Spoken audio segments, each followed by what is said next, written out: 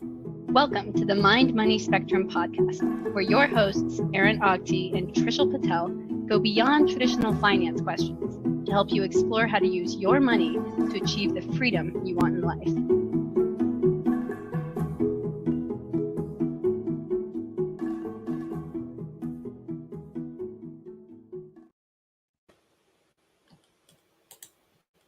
Hi, my name is Aaron Agti. I'm a financial advisor in the Bay Area. I'm here with Trishul Patel, a wealth manager on the East Coast. Hey, everybody. Thanks for being here, and thanks for listening and watching. Great to be here as well. I just realized you didn't actually say that, but that's how I respond every time. Last time we were talking about just like buying stuff and how the cost of stuff has kind of gotten so cheap relative to the value we get out of it, and we start to get into like it almost takes up more space than a cost concern. And like, does that mean you have to buy a bigger house or storage? Like stuff was cheap. Like that. That's kind of one of our things. And I shared a quick story about how I don't mind spending money, and I'm actually kind of almost have like my example was hiring a plumber. Like I had a problem with the toilet. I knew how to fix it. I knew exactly what the problem was. And my wife asked me, okay, when are you going to do it? And I'm looking at my calendar, and with kids and different sports schedules, like, 2 weekends from now. And she's like, no, I'm calling a plumber. It costs $180. Bring the plumber. It's fixed the next day. So this led to a conversation after with Trishul where we were thinking like, I think you found like a Tesla robot that folds laundry or something like that. I'll let you explain that in a second.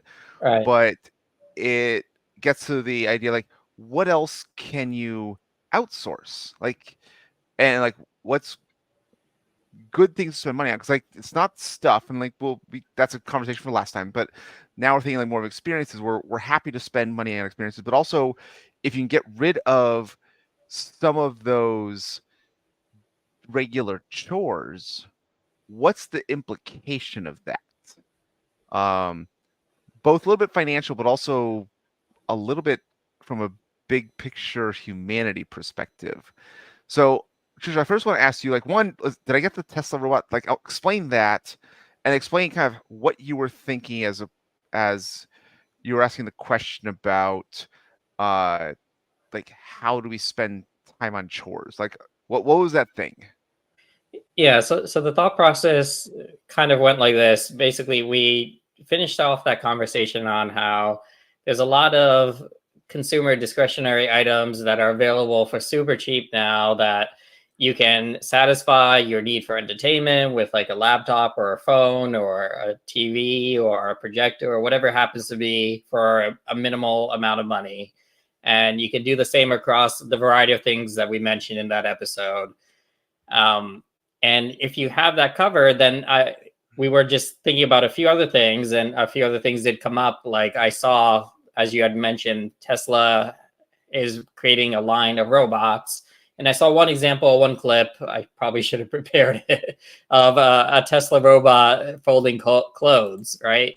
And then it made me think, okay, so if the robot can fold clothes, and then we're going to have self-driving cars soon, and then we're going to have all of these other efficiency upgrades, does that mean that, as far as like household chores, there's nothing kind of left to do, from maintenance standpoint of just maintaining your lifestyle in your home environment? And then of course we talked about all these other automations that are making your employment situation also that much more efficient. And one thing that also caught my eye is there was a new device that's coming out. It's called the Rabbit. I should have prepared that too. We'll put it in the notes. Yeah. Well, I got the Google thing. Rabbit something. Okay. Let's see what comes up. But pictures of rabbits. That didn't help. That's like that was my first thought. Like, was actually going to happen. Like, I feel like you have to Google more specifically. Rabbit device. Okay, that worked. Okay, I'm going to share the screen. We can talk a little bit about it. So it's a handheld device. Let's see what I can show here on the screen itself. Little handheld device. It looks like kind of like a smartphone type of thing, but it's very simplified, right? And you kind of hold it in your hand, and all it really does is a little camera that shoots out, has a little screen that gives you some sort of feedback, and it mainly has a microphone that you talk into. And the distinction between this and your ordinary device is you can certainly talk into your smartphone and you can say, hey Google or hey Alexa or whatever, and it will go off and do things. But oh boy. So you also know this, when you're at home, you have to use Hey Siri as an example. And Right. I will try to use Hey Alexa because I have Siri on my watch and phone and iPad, and Right. you have one of the other ones that that got your attention. One day Siri will realize that we're talking about Siri, not to Siri, and so on. But here we are. Okay, so one thing that these phones don't do is if they hook up to a large language model, that large language model doesn't really know what to do with that in terms of executing commands on actual apps. So what this Rabbit device is based off is a large app model or something like that. They have a better acronym for it. But the notion is it's been fed information on how to actually use apps and actually execute commands on apps based upon voice input. So for example, you talk into this device and you say, set up a meeting with my 3 best friends at a place that we all happen to like and put it on our respective calendars. And if there happens to be a conflict, figure out a best time and figure out how best to communicate with them. And it will literally go off and it'll email Joe and it'll text Bob and it'll call up Mike because he doesn't use either, and it'll figure all that out and it'll get back to you with potential options, and it'll add it to the calendar, and there you go, right? Or you can do other things like, again, I mentioned it has a video camera, so you can point it at your refrigerator and say, prepare a couple meal suggestions based upon the ingredients you see, right? Things like that. So now you have this consumer device. It's pretty cheap. It's a couple $100, and it could potentially be your personal assistant in your pocket, right? Something that may have been outsourced to an individual who could actually do all this stuff for you, like plan a vacation, but it can actually go out and do that, using all the apps that you give it access to, like your Expedia and your Google Voice or your calendar or your phone itself, right? It can start making calls on your behalf.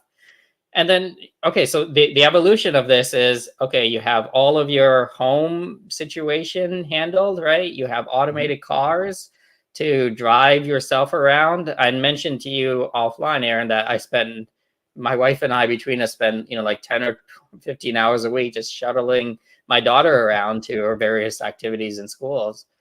So that could be completely taken care of, right? And all of a sudden, we have much more free time than we would.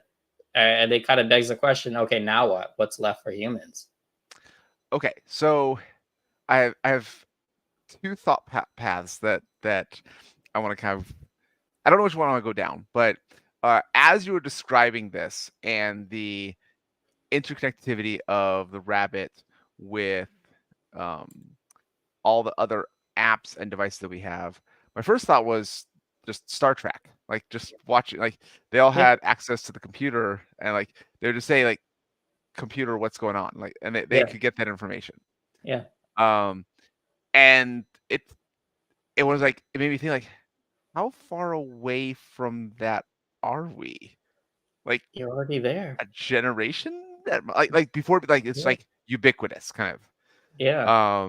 Well, what's $200? And, I don't know. and that's like I could be like, generation implies like 2 or 3 decades. Like I could be like way too long, but it could be a lot sooner than that.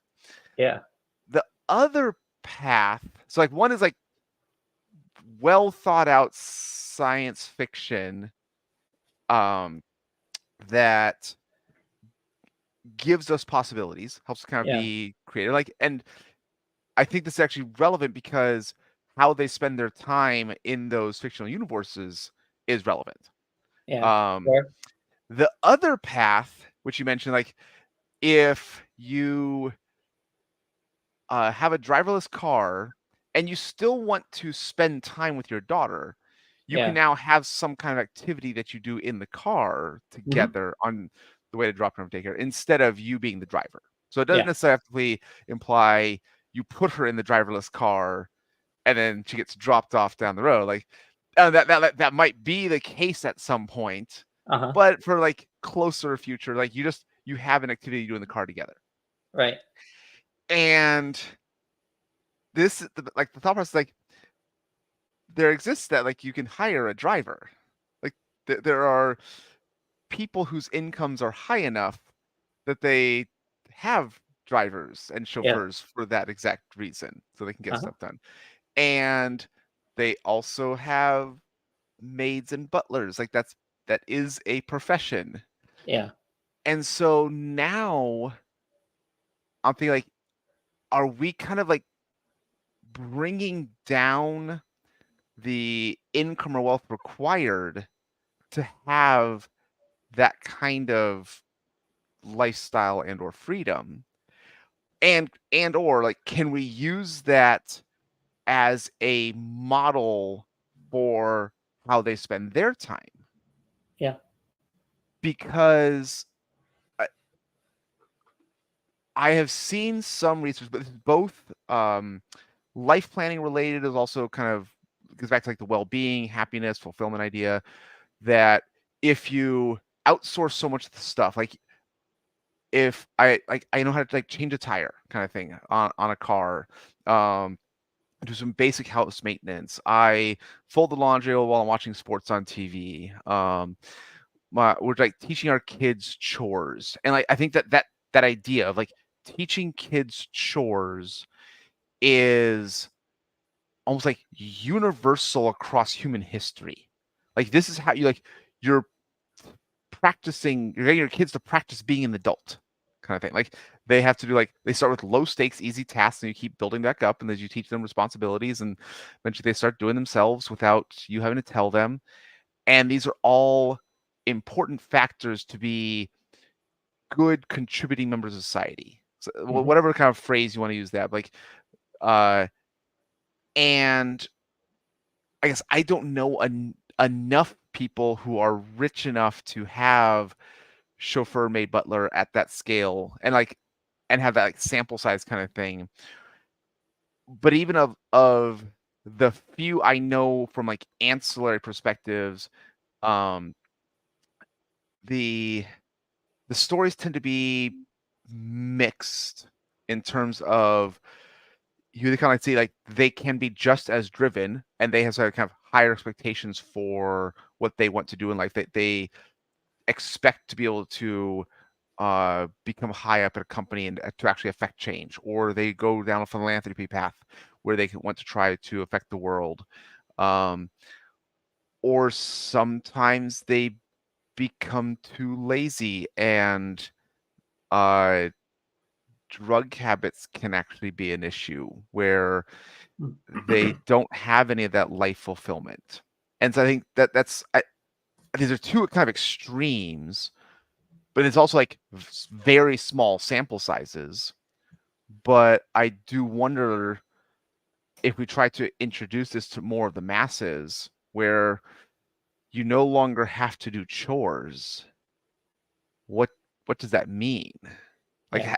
I don't think I want to try to figure out like how will society adjust. I think that's more of a society is going to have to adjust. Like it's like we're going to be forced to kind of thing. Um, but I'm more interested like what does that mean? Like I want you, especially like for me, just at the stage of my life where I have kids that I'm teaching them to do things. Hmm. If they don't have to fold laundry, they don't have to empty the dishwasher, take out the trash, walk the dog. Like if they don't have those tasks, those chores, how will I make sure to teach them work ethic, grit, uh, like saving for the future, uh, doing the things that aren't comfortable and fun. Get your Yeah. homework done. Work hard. Yeah. I think these are, I don't want to say concerns. Mostly, let's go like, I think my kids will be grown and out of the house before this is close to being a problem. But like I can't. You know what? It's like I would say I can't see myself hiring a Tesla laundry folding robot in the next 5 years when my oldest will be a senior in high school. But in the next 10 years, like I am aware like we cannot predict the future very well. We cannot Right. predict like there's like lots of really good studies of like how much has your life changed in the last 5 years? Like, oh, from here to here, like some drastic change. What do you think life's going to be 5 years from now? Oh, about the same plus inflation. Yeah. Like it's the end of history problem. Like people Right. like they can't fathom how drastic the next 5 years could be. So I'm like trying to be aware of that part and acknowledging like, yes, I don't think I'll hire a Tesla robot to fold my laundry in the next 5 years. But on the scale of 10 years, my youngest son will still be in the house. Like, is he? I remember uh one of my chores growing up, I had to mow the lawn. That was one of my specific chores. Yeah. And the quick side note, if you ever have to mow the lawn and you have a lemon tree, you throw a few lemons like around the yard, and as you're mowing the lawn, you like run over the lemons, and it actually makes the yard smell really nice. So Ooh. Pro that's tip. a Like it. lawn mowing as a chore tip. So we got to our current house just based on the age of our kids and the lifestyle. My wife and I were both working full time. Our kids were too young to kind of do this. It's like, okay, we hired a gardener, and like it, we had the income and we didn't have the time, and our kids were too young to like do that. So like 6 months after that, realized that the lawnmower that I've moved to different houses that I've had for a decade, we hadn't touched because the gardener shows up with their own lawnmower. It's like, huh, this is literally just taking up space in the garage. I guess it's time to sell the lawnmower. So I sold it on Craigslist for some cheap amount. So now I can't even give that chore to my kids. My oldest is definitely old enough to mow the lawn now, Yeah.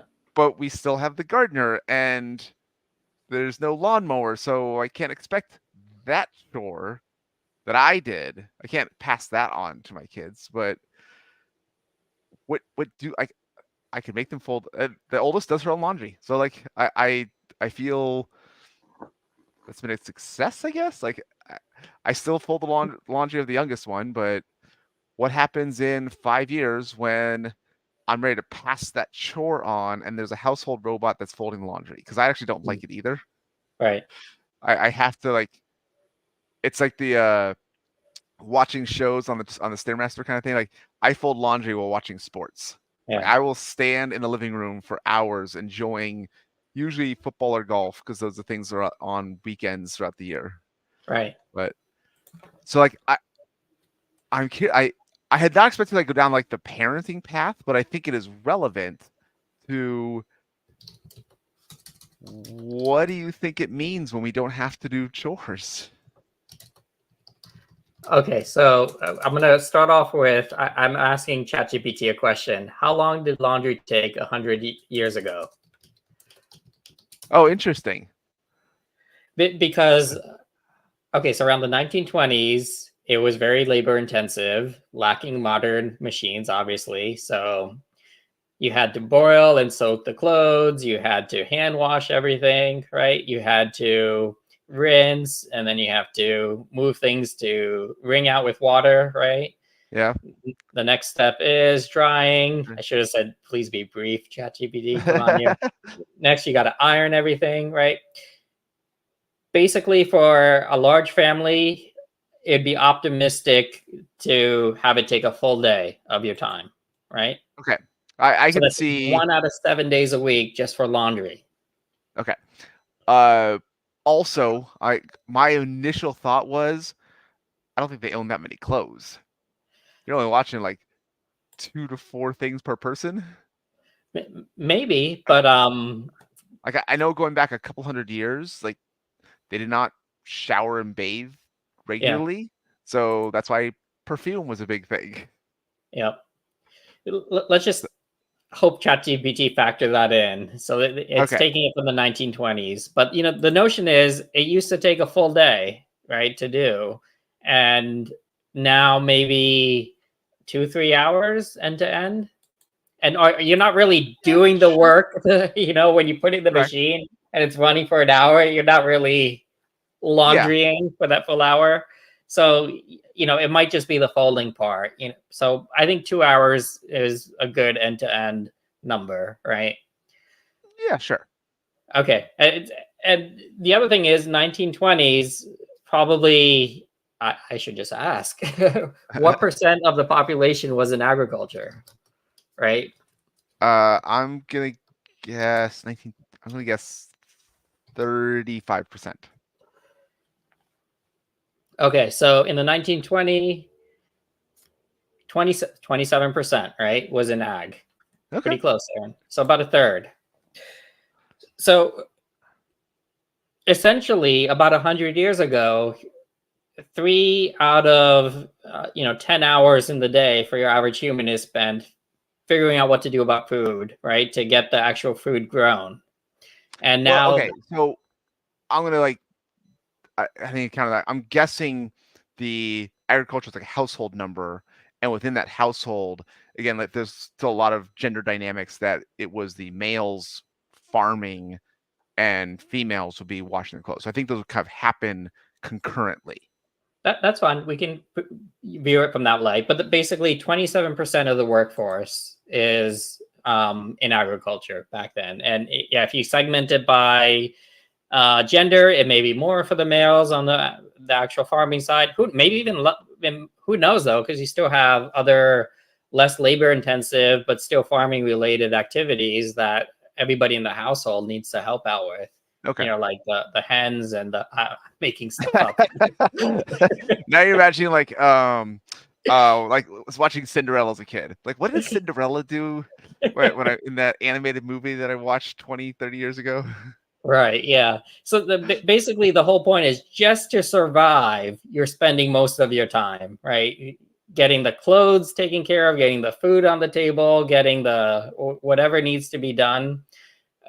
It takes up a vast majority of the efforts. And you add 100 years before that, then basically all of your time is just to make it past age 40, right? If you want to have some chance of survival and beating disease. I think I have my question. I don't know if I want to like save it or because I think this will like change the conversation. But okay, now I'm going now. So, do you think people were happier then or happier now?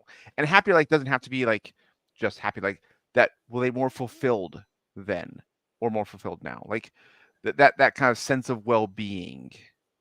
It's a good And question. I have a guess. Well, okay, so two things. I think if you're in survival mode, like 200 years ago, and you can barely have food on the table, I think that's a sense of struggling that probably could impact happiness at its core. Like if you have, if you're in a starvation situation where you're calorie deficient, you're probably not even having the energy to produce the neurotransmitters for happiness, right, in your daily diet and routine. Okay, I was actually so my initial thought was that it would be about the same, but as you mentioned that, there were, especially for agriculture, like if you have an abundance year, you're like there's definitely like years that you're happier and years that you're less happy. It's not necessarily day to day, but I think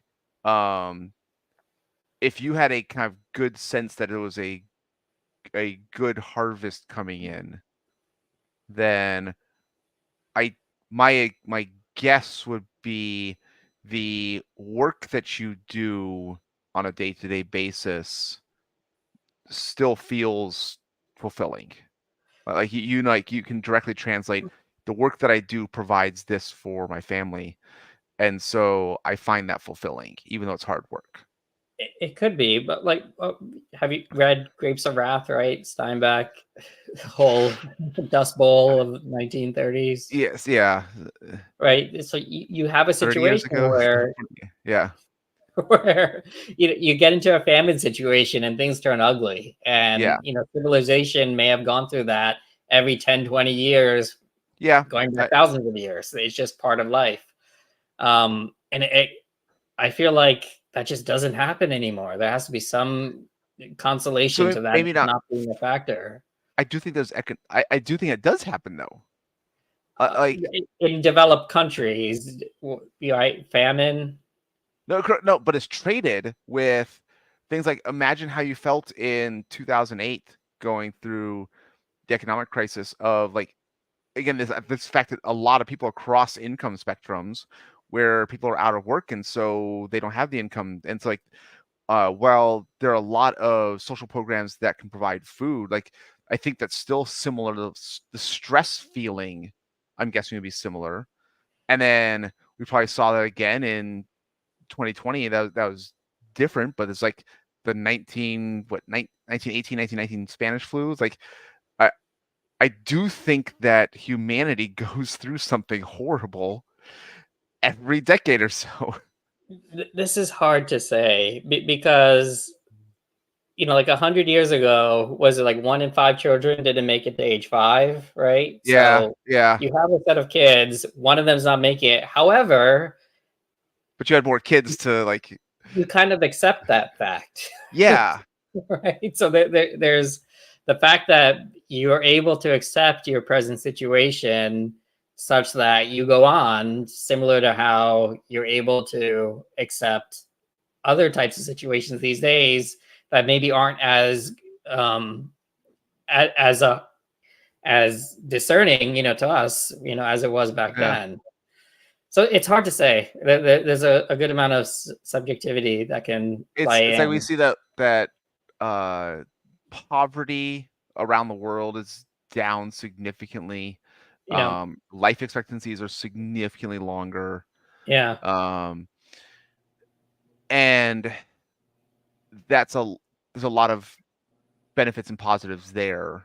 yeah, Um so maybe it would be uh the like the catastrophic things are less local or specific. Like it's fewer families have to deal with those things, but on a societal basis, that like a wider range of different types of things can cause stresses from one year to the next. Like I do think like the when you said the Dust Bowl, it's like my thought was like 2020 sucked for everybody.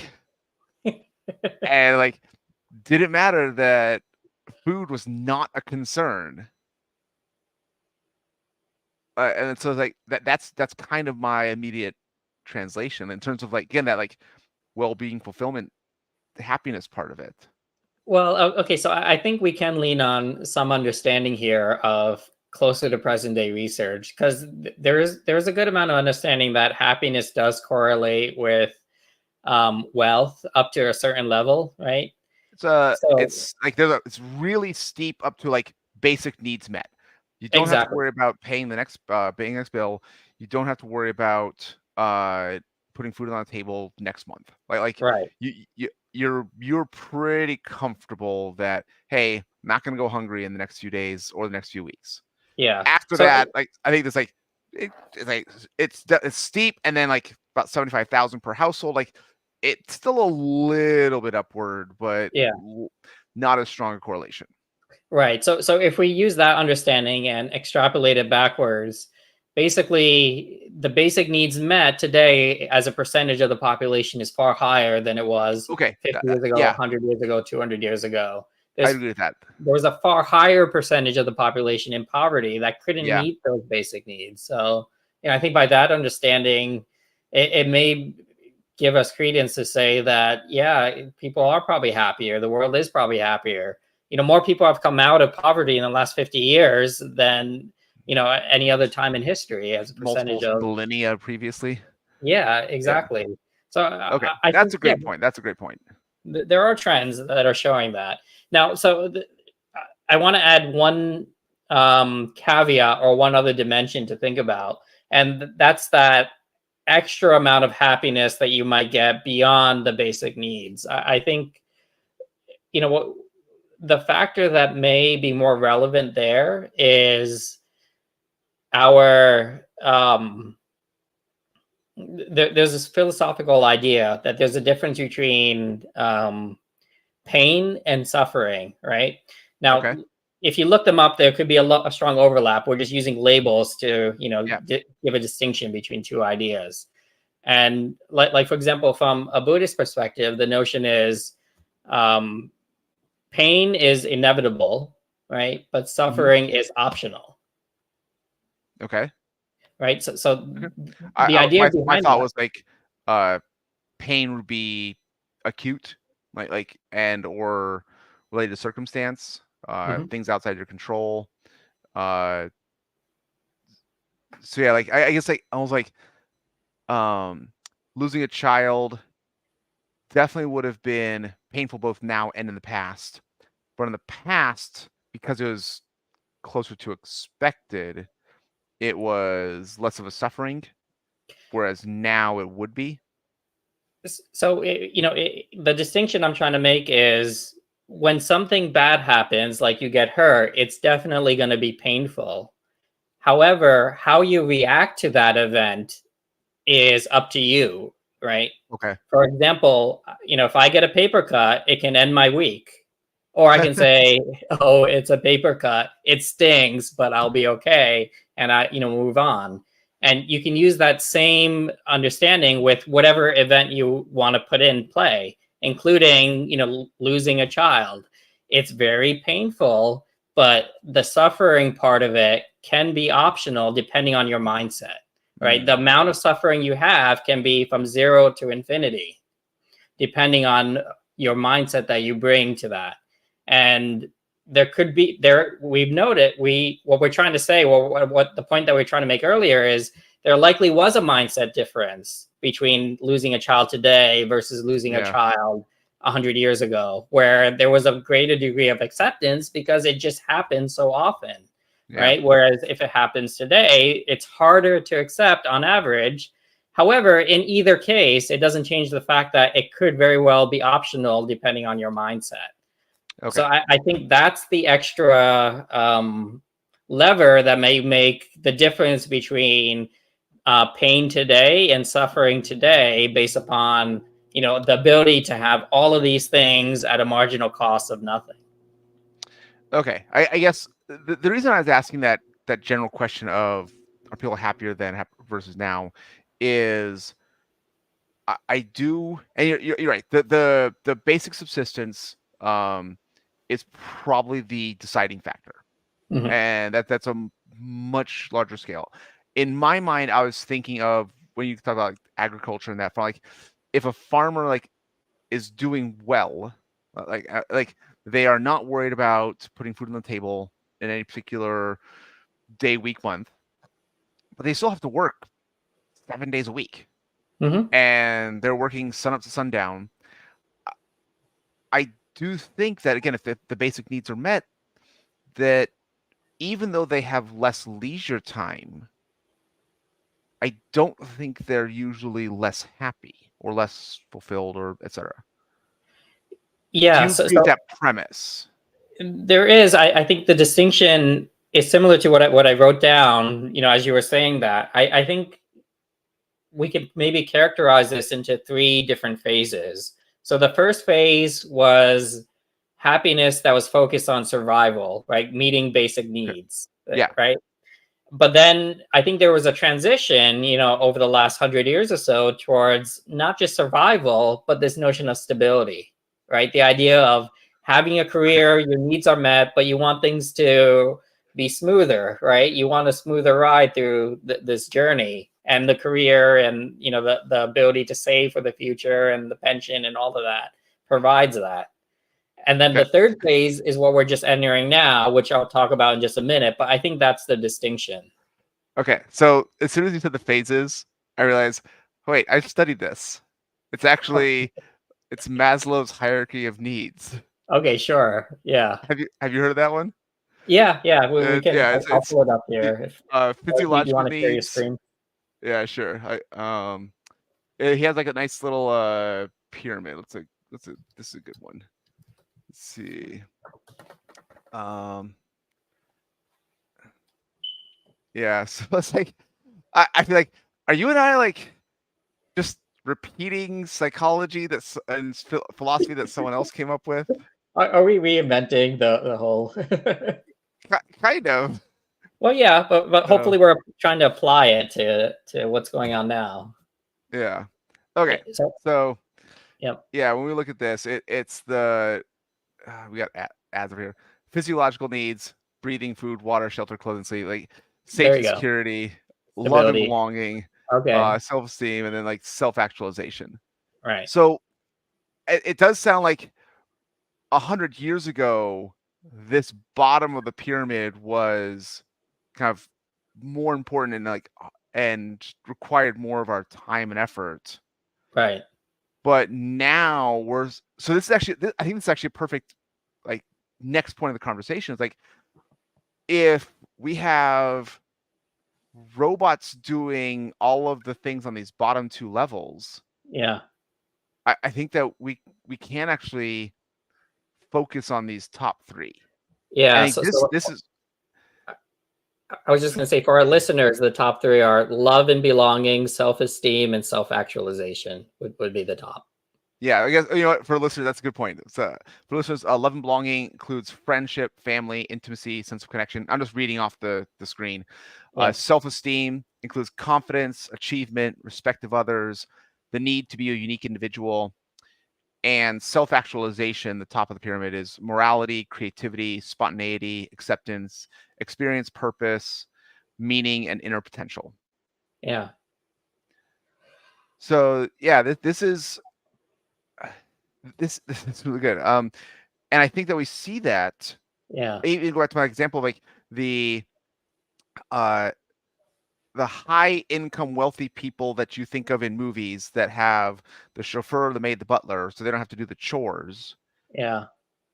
They kind of have that, again, the physiological and safety security taken care of, but they have to focus on still finding those connections with friends and family. They have to focus on like what builds their self-esteem, what can they do that they're proud of. And this actually directly gets back to like the chores idea. um I know how to fix the toilet, I know how to change the tire. I may never do that. I'll hire the plumber or use AAA. I'll change the tire, I'll probably do myself. But there's other things that, you know what, it's not worth my time and energy to go down this path. It's much more important to like just do the other things, like my income, I can afford it. Like, so now how do I make sure that I am doing something I can be proud of? And again, it's not a external validation. It's not like, hey, you're doing a good job at that. It has to be internal. It has to be like, I know I'm working hard up to my own satisfaction. Yeah. So it's interesting then, because if we put on the mindset that we're in a stage where basically anything a human can do can be done better by a non-human, right? Uh, that's a different conversation for a different day, but I'll grant the premise for now. Well, everything's automated, right? You have robots doing the laundry, the driving, the what plumbing, whatever it happens to be, that they're handling it for us, right? What's left for humans at that point? Yes, I could change my tire. Yes, I could grow the farm, right? I Yeah, could do all of these things, but they're not for survival. They're not for any of the things on the two bottom rungs of that pyramid, right? They're not for physiological needs or for safety needs. They're more for self-actualization or yeah. esteem. So I'm almost like imagining the farmers. Like 100 years ago, the farmer had to actually like use a shovel and dig in the dirt. And maybe they had a horse and a plow, and like to actually hold the seeds in their hand. A Yeah. modern day farmer is probably some combination of mechanic and or botanist, like doing like pH levels of the soil, checking like water, like how much water the soil is getting, then like got to fix the machines that do actually do the farming. And like I can entirely see a modern farmer who never actually touches a shovel. Yeah. Because like trying to dig up one plant just isn't worth it. That's just like mow it over and like move on to the next 100 plants that the machine's going to take care of. So if all of that ends up being covered, is there enough motivation to do anything at that point? Oh, that's a good question. Okay, so I think we've talked about this kind of in the past of like that always forward idea. Like you have to almost take pride in the process of growing without actually like having a goal helps that. Like I'm going to take these each individual steps to reach this goal. But even after you reach that goal, like you almost have to like move your own goalposts. Like you like before you get there, you want to like extend a little farther, like and choose new steps. And like you have to like climbing the staircase, not reaching the end. So what goals are worth following if they're not meant for survival or safety? Oh, that's a good one. I have an answer, but Okay, I want to hear yours first.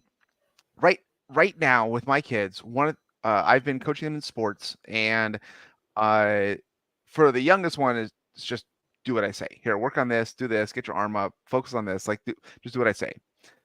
For the oldest one, I've been able to have honest conversations. So she's 12, about to turn 13, and she's old enough to kind of decide how to spend her time, what activities. And I said, like, the two things that I use sports for is practicing at something to get better.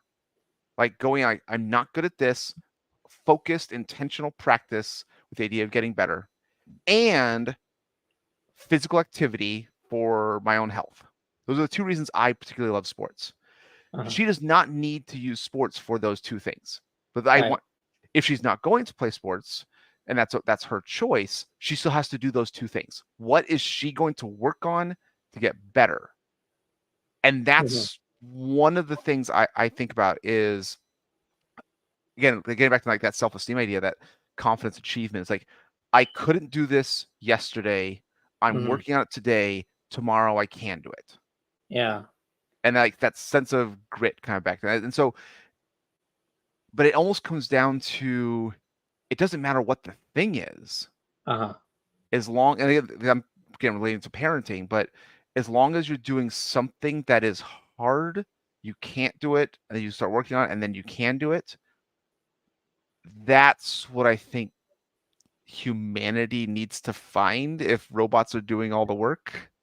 It's tricky because that has been a helpful mindset to have because it leads to greater physiological and safety for humans, right? But if that's no longer the case, is it still beneficial to do those things? For example, before this wasn't the point you were making, but you might get into sports, right, to get the scholarship, to help your career, to get the job invite. However, you might be doing it, like you said, just because it makes you more healthy. But if that's no longer a concern, right? We've solved those health issues with the GPTs. You'll live for, you'll live a healthy life without doing any exercise. Okay, I don't think we ever discussed that connection. I was like, how do you say that you can live a healthy life without ever doing exercise? What makes you say that? In the future? Yes.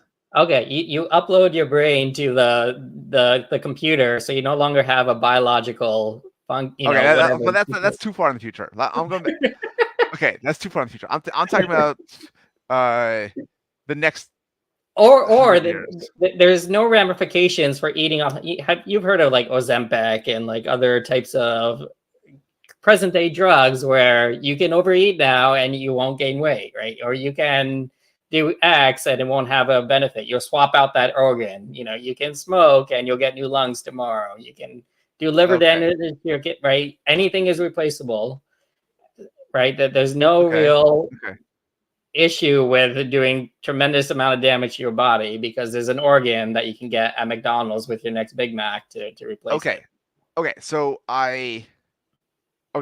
for right now, I will grant that part of the premise. So go on. You don't need to exercise to be healthy. Yeah. Okay, so I interrupted you. I don't know. Yeah. So then the question is, well, why do anything? Okay. Or what's left to do? So my first thought was, I actually think it might be like an evolution of how the brain developed, like going Yeah. back eons, where the human brain almost requires that sense of achievement to be happy. Yeah. And that like sense of achievement can come from anywhere. I don't know, like my oldest daughter was playing a random video game, and you have to go through this path and there's obstacles, and you have to get in under a certain time to get the Yeah. 3 stars. Yeah. And she probably did this path 20, 30, 40 times before she finally Yeah. got there. But when she got there, she was so excited. Yeah. I made sure to take a picture of her. Like that's a memory that I have of her. And like, I have seen that kind of thing play out in so many examples for both myself and my children and all the kids I've coached. Like, you go from, this thing is hard, I keep getting better and better and better and better and better, and better until I get the thing and it feels great. Yeah. And I do think that's like a human brain wiring kind of thing. I do It think is. it's an It evolutionary is. base. It's like the delayed gratification gene, right? It's there Yes. for a reason. Yes. And so I do think that the like humans will still need that kind of feeling. Yeah. See, but I think the distinction is we would be getting that kind of feeling just for the purpose of making ourselves happy, not for the purpose of furthering our lives for physiological or safety reasons. I think I agree. I think we're getting that feeling for the self-esteem reasons and maybe like the self-actualization reasons. I Yeah. think so. It's like I mean, this was one of our earlier conversations, right? From an existentialist viewpoint, you're free to create your own reality on things. Like you can make your own rules because there's no pure understanding of what is happiness or what is meaning, right? Or like Descartes, I think therefore I am is the one thing you can say, and anything beyond that could be some sort of illusion, right? Okay. So then if you start that with that as the premise, well, one step beyond that is, okay, you are thinking, you might as well be more happy than less happy. That might be just one small jump that you could agree upon as a thinking conscious being. And Okay. then, one step beyond that is, well, if you want to be more happy than less happy, you actually want to be more happy over your entire life, right? You don't want to just have one quick spike of happiness and that's it.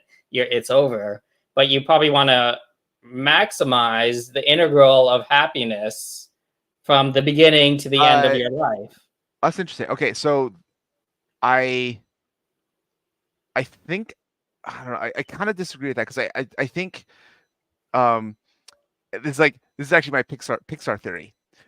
Pixar movies are amazing at providing that like super positive feeling, because at some point beforehand they take you way down. Yeah. Like they make you cry to make you cheer, and that like that delta from Yep. low to high, I think that matters. Okay, And so so I think that like the happiness thing, like, yes, you want that spike, but if you get up there and like you stay there, yeah. like your brain just becomes accustomed to it. And we also go back to like that pain idea of like it's just like life in general, bad stuff happens, and how do we adjust to it? And like that resiliency, I think, allows for that better opportunities for those ups and downs. Like we need it's not up and stay up. It's up, handle the downs, get back up. Well, see, I think here's the question: is it the derivative, right? The change that matters, or is it really still the integral? For example, Okay. Ooh, so I love think it, love that we're using the math as because this totally agree with that. But yeah, okay. So go on. I Derivative think versus it, integral of yeah, happiness. I think it could still be the integral because, for example, if you, like you were saying, if you go for the derivative and you try to stay up there at the high level, it just doesn't work. You just can't do it. That's not how life works. You'll get accustomed to it and you will inevitably fall down. You'll get used to it. But if you Okay. could, right, if you could somehow stay there, you're going to need some sort of strategy to keep you there. You can't just keep doing the same thing again and again and again. Life doesn't work like Okay. that. Okay. Oh, okay. I like that. Oh, that's actually a good analogy. I think you're right. It's more integral. It Yeah. doesn't have to be super steep. Okay. It's No, it okay that doesn't. it Yeah. takes time to get there. And it can have Uh, ups and downs too. and if you keep your baseline, if you get to that level and change nothing, Yep. just the way the brain works, you're eventually going to start falling back down. Exactly. So you Exactly. have to either work harder to keep that same level, Yeah. or once you realize that you start going down, you have to at that point work harder to get back up to that level. Right. So the friction that you'll meet, right, is the law of diminishing returns, essentially, right? Yeah. And you just can't do the same thing again and again to see the same incremental amount of improvement. It doesn't work like that. Yeah. So if you really are trying to maximize that integral, you need a strategy that isn't just basically get me to 10 and keep me there indefinitely. Yeah. We don't know how to do that, which is why you need that delayed gratification gene, right? You need, and why that instant gratification gene helps in some circumstances, but isn't the best long-term strategy. It may help you on the delta, right, initially, but Yeah. eventually your integral over your life won't be as great. Yeah. Okay. I'm good on. I'm comfortable with that. So trying to get back to like our almost initial question. Yep. So I think going back historically, I think that helps, because my guess is that 100 plus years ago, the activities that provided the bottom of the pyramid also provided the top of the pyramid. That like Yes. doing the Yes. work, like you felt that fulfillment. Right. We're now at a stage where we are separating those parts of the pyramid. The activities that provide the bottom of the pyramid don't necessarily also provide the top of the pyramid. So we need to find the thing for each person individually that helps build that confidence, helps kind of get that sense of achievement. Yeah, like if you think about purpose, right? Well, why did Yeah. people do things? What was their reasoning? It was really initially focused on the bottom of the pyramid. Yeah. Yeah. And there was a marginal amount of time when things were going well and the stars aligned and everything like that, where the top of the pyramid could get some more visibility, right, in someone's life. Yeah. But as humanity goes from this next stage, right, this next phase, as we talked about, it seems like what's now important is a core focus on this maximization of happiness over one's lifetime, this integral. So now I'm trying to like think, if there were no chores, I guess for me it still kind of comes from sports, but it's like I'm curious, like how do you teach that to your kids? How do you teach that? How do you, Trishul, teach that to your daughter? Yeah, If she never has to do a chore in her life. it's interesting because so part of the current regime is you want to maximize long-term gratification, and that'll help you increase your integral, right? You want to, but by doing that, that's a good strategy. But then the question begs that, well, what if that's no longer the case? What if those types of endeavors don't lead to that type of gratification? Like as we said before, in the first regime, if you're focusing on survival and that's where your self-actualization plays in. It has a double effect, right? You live Yeah. and you get this benefit of Yeah. That surviving and being I think the happy sense about of it. purpose, that sense of Right. purpose, and again, there's a lot of philosophers and a lot of other life like that. That's a well known kind of phrase. So like that's not Yeah. original to us, but I think that's a really good key phrase for this part of the conversation. It is. So then the notion is, okay, well, how do you gain a sense of purpose when you already know you're trying to maximize this inner goal, right? Hmm. Maybe you are just doing whatever things that you know help maximize it, even though it has no other purpose beyond that. Maybe that is the whole purpose. What can I do in my life to make sure that inner goal is maximized as much as I can? That I can live up to that potential. And maybe it means things like you're saying, like sports, because it provides that feedback, even though the end result isn't um, physiological or safety related in nature. Yeah.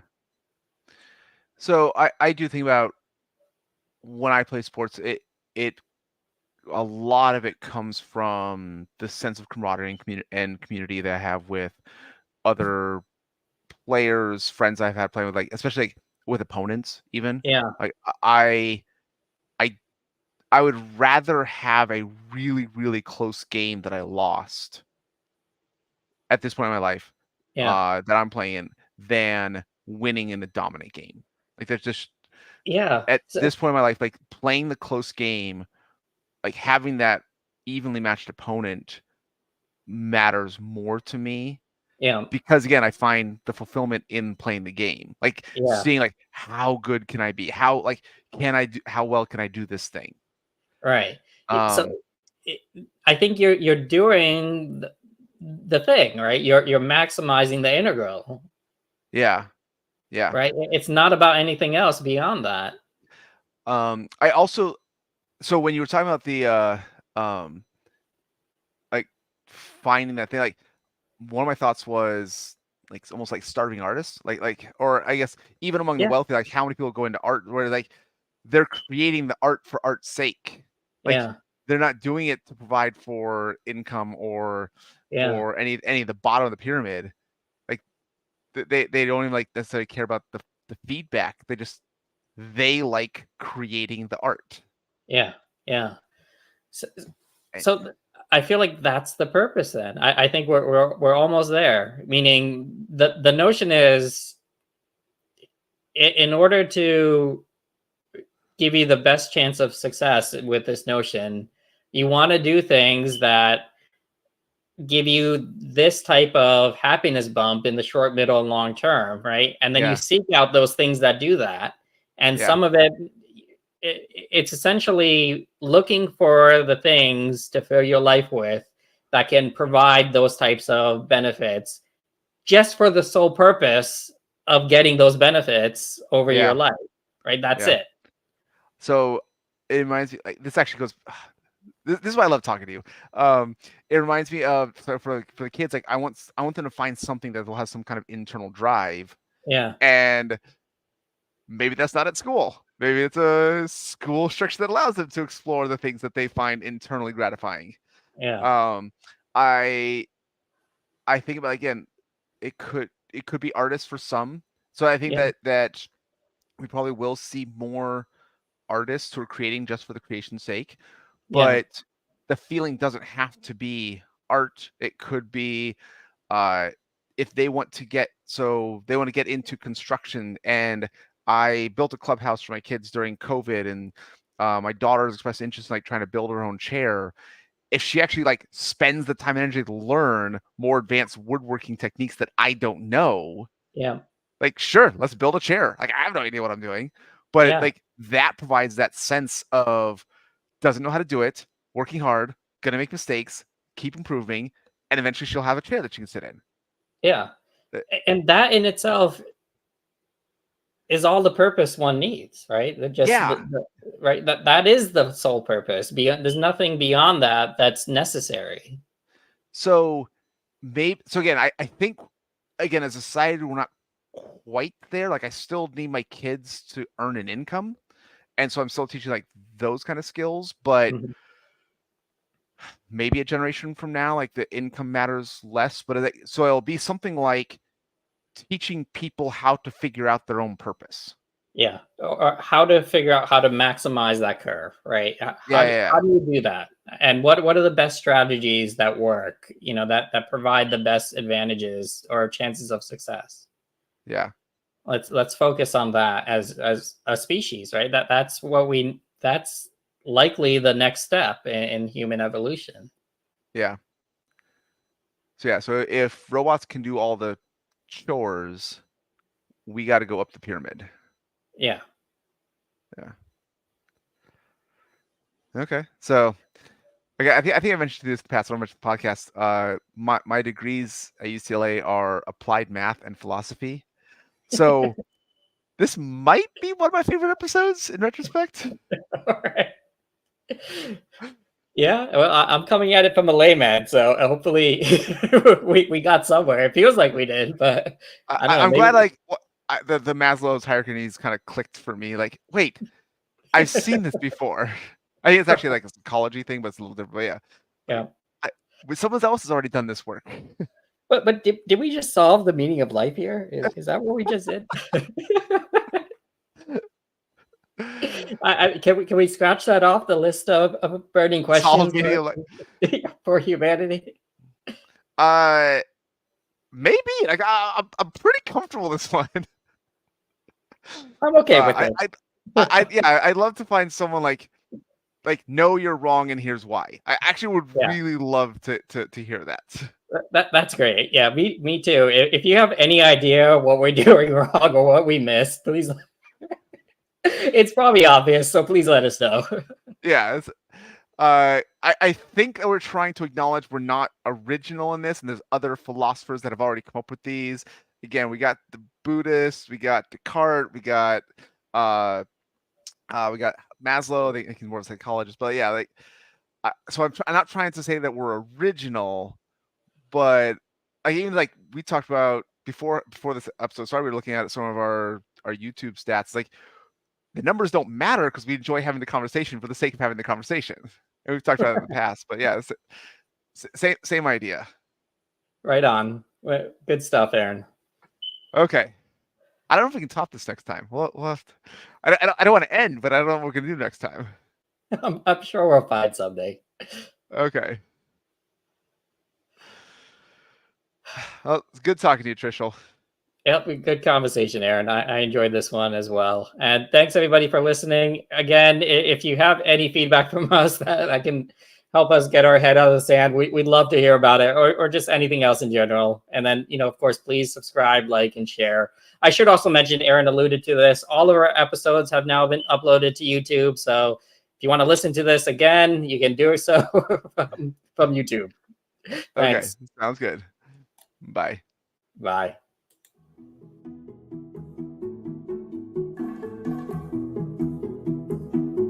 We appreciate you joining us today for this episode of the Mind Money Spectrum podcast. Be sure to visit mindmoneyspectrum.com to access the entire library of episodes. Remember, it's not black and white, but the wide spectrum of gray area where you get to pursue the freedoms you want in life. Opinions voiced in this material are for general information only and are not intended to provide specific advice or recommendations for any individual. All performance referenced is historical and has no guarantee of future results. All indices are unmanaged and may not be invested in directly. Have a nice day.